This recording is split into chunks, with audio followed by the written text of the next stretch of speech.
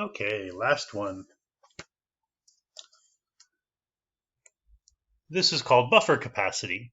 So this is looking at the idea of how effective a buffer can be and what's the maximum it can take on.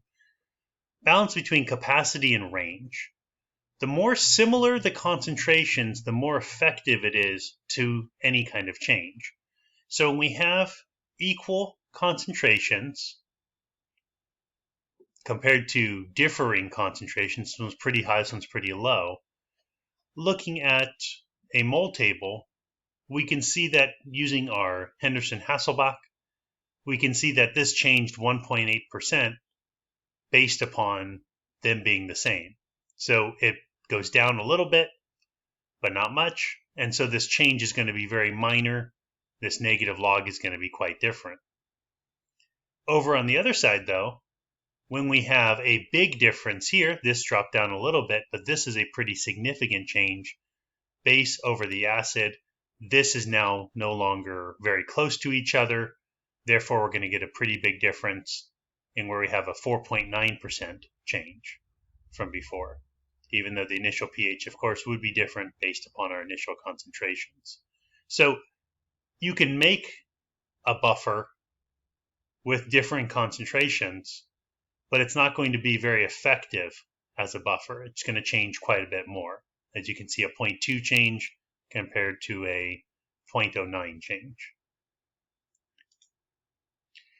The higher the concentration, the better. So here they put equal concentrations, but put it low, a factor of 10 compared to here. So because of that, your change is going to be very minor, so 0.4% change. Here, we're going to have another factor of 10 going on, so our pH is going to change much more. This has to do much more with logarithmic scales than anything else. So the more of each, the more that can react, smaller percentage change. Buffer range. This has a lot to do with the choice of buffer in pKa. It's only going to be effective plus or minus 1 from the pKa. Then it's going to be quite different after that. So whatever pH you'd like to have, choose the Heat equation to determine the ratio of the base to acid to make your desired acid. So back to our Heat that we have here. The idea is that if you know your range of pKa and you range maximum, let's say 6 in this case, you can determine what base to acid ratio you want to have in order to be a good enough buffer for what you want to use it for. So when we think about buffer capacity, the best way to have a buffer is to take on more acid or base, is have high concentrations and high same concentrations. The more similar, the better, as the ratios between acid and base will be closer to 1.